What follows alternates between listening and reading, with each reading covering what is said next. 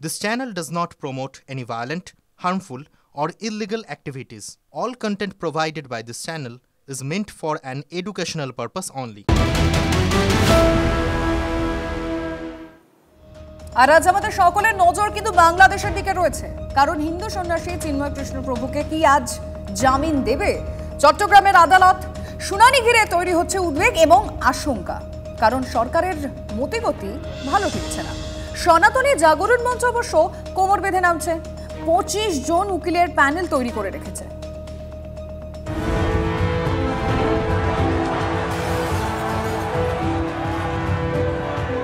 নতুন বছরে কি বাংলাদেশ সরকারের চৈতন্যের উদয় হবে? জামিন পাবেন চিন্ময় কৃষ্ণ প্রভু?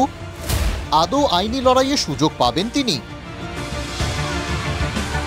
দেশদ্রোহের মামলা দিয়ে হিন্দু সন্ন্যাসীকে 1.5 মাস জেলবন্দি করে রেখেছে বাংলাদেশের স্বৈরাচারী শাসক। ভয় দেখানো হয়েছে তার আইনজীবীদের, নানা অছিলায় পিছিয়ে দেওয়া হয়েছে জামিন শুনানি। এই অবস্থায় বুক চিতিয়ে চিন্ময় প্রভুর পাশে দাঁড়ান সেদেশের সুপ্রিম কোর্টের আইনজীবী রবীন্দ্র ঘোষ। তাকেও হেনস্থার মুখে পড়তে হয়। যখন আমার অ্যাপ্লিকেশনগুলো মুভ করি, আমার পিছন দিক দিয়ে দুই একজনের ধাক্কা দিয়ে, আমি আশা করতে পারি না আইনজীবীরা কি করে সন্ত্রাসী করতে পারে। সম্প্রতি ব্যারাকপুরে ছেলের বাড়িতে এসে আচমকাই অসুস্থ হয়ে পড়েন এই আইনজীবী। বুকে ব্যথা অনুভব করায় এসএসকেএমে ভর্তি করা হয়েছে তাকে। এদিকে বৃহস্পতিবার চট্টগ্রাম আদালতে চিন্ময় কৃষ্ণের জামিন মামলার শুনানি। সেই শুনানিতে রবীন্দ্র ঘোষ আদৌ হাজির থাকতে পারবেন বলে মনে হয় না। ফলে শুনানি ঘিরে আশঙ্কা, উদ্বেগ বাড়ছে। এই পরিস্থিতিতে 25 জন আইনজীবীর প্যানেল তৈরি করেছে সনাতনী জাগরণ মঞ্চ। কিন্তু সেই প্যানেল কি সওয়াল করার সুযোগ পাবে?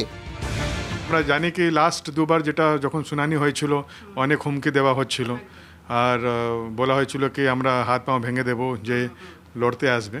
তো এটা নিয়ে তো চিন্তা আছে, আশঙ্কা আছে। এটাই আশা করি আর এটাই প্রার্থনা করি কি চিন্ময় কৃষ্ণ প্রভু ওনার কালকে যেটা শুনানিটা হবে ওটা সঠিকভাবে হোক, আর ওনার যে লয়ার যারা আইনজীবীরা আসবে কোর্টে ওরা ওনার পক্ষ রাখতে পারে, এটাই আমরা আশা করছি। বাংলাদেশের অন্তর্বর্তী সরকারের মনোভাব স্পষ্ট, তারা যে কোনোভাবে চিন্ময় প্রভুকে জেলে পুরে রাখতে মরিয়া, তার প্রমাণও মিলেছে। ইসকনকে নিয়েও ওখানে একটা ইন্টেলিজেন্স ব্যুরো কিছু ডিটেলস ছড়িয়েছে, যেখানে বলা হয়েছে কি ইসকনের 201 অ্যাকাউন্টে 250 কোটি টাকা পাওয়া গেছে। এরকম ওরা ইসকনকেও নিয়ে এরকম বিভ্রান্তি ছড়াচ্ছে, এটা খুব আশ্চর্যের কথা। এর মধ্যে হিন্দুদের ওপর চলছে লাগাতার অত্যাচার। বর্ষবরণের মধ্যেই বাংলাদেশের সিলেটে ধর্মীয় স্থানে চলল হামলা। মৌলভীবাজার জেলার বড়লেখা উপজেলায় মন্দিরে তাণ্ডব মৌলবাদীদের। ঐতিহ্যবাহী গৌরাঙ্গ মহাপ্রভুর সেবা আশ্রমে ব্যাপক ভাঙচুর, লুটপাট, মন্দিরের পুরোহিতকে বেধড়ক মারধর। আসলে মৌলবাদীদের তোল্লাই দিতে যা যা করার সবটাই করছে বাংলাদেশ প্রশাসন। পাকিস্তানের সঙ্গে তাদের দহরম মহরমও বেড়েছে। ঢাকা বিশ্ববিদ্যালয়ে পাকিস্তানের পতাকা লাগানো গাড়ি ঢুকতে দেখা গেছে। সূত্রের খবর, গাড়িটি এক পাক কূটনীতিকের। শাহবাজ ইউনিস বৈঠকের পর আরও কাছাকাছি ইসলামাবাদ, ঢাকা।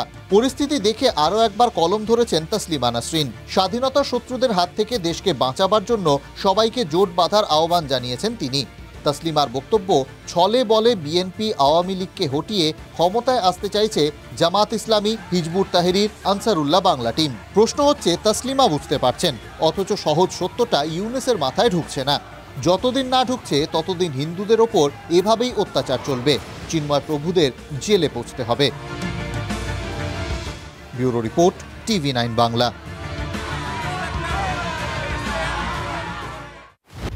বাংলাদেশে আবারও ধর্মীয় স্থানে হামলা কট্টরপন্থীদের।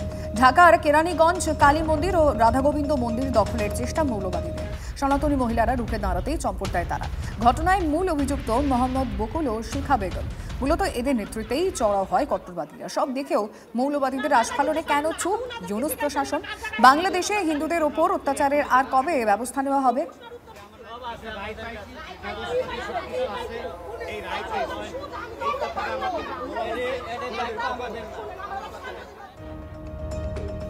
বাংলাদেশে আবারও বৈষম্যের শিকার হিন্দু চাকরি প্রার্থীরা। বিসিএস এ নিয়োগের জন্য পুরনো তালিকা বাতিল করে নতুন করে ফের তালিকা।